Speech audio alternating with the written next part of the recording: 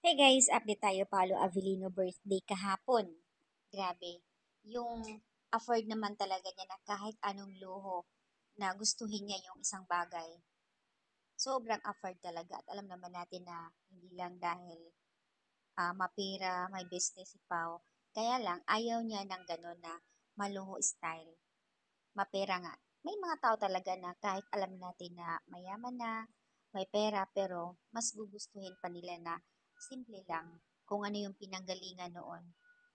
Dinadala pa rin niya ngayon na kahit alam natin na meron.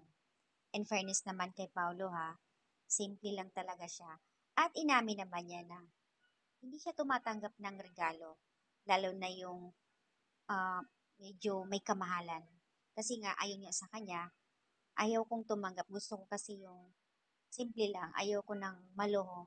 Ako yung tipong taong simple na hindi ako maloho. Kung sa afford lang, kaya lang, ayaw niya ng ganun. Grabe ha, best boy talaga. At alam naman talaga natin yung giver na we asked Kim if she has thought that any gift for Abilino ayon sa nag-interview. Ayon nga kay Kim, ang hirap kasi nito bigyan ng regalo ayon kay Kim. Which is alam talaga ni Kim kasi nga, 'di ba? Simple nga siya eh. Ayaw niya ng mga magarang, kumbaga. But Abilino rebutted.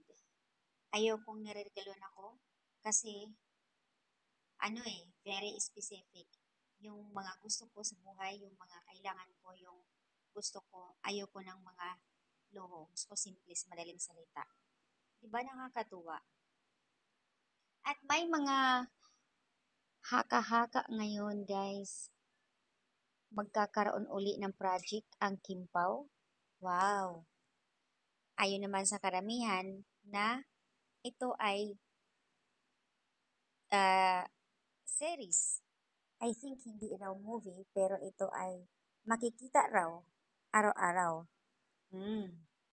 So baka ito na nga sinasabi nila na magkakaroon sila ng teleserye. Congrats naman. Together with the victory and Thanksgiving dinner, Star Cinema also celebrated the actor supportive the upcoming birthday. So ayan, andyan ang Star Cinema, Thanksgiving at birthday pinag-iisa. At mismo nga raw ang Star Cinema nag-declare na may project again ang Kim Pao. Nakakaloka. Congrats naman sa ating Kim Pao.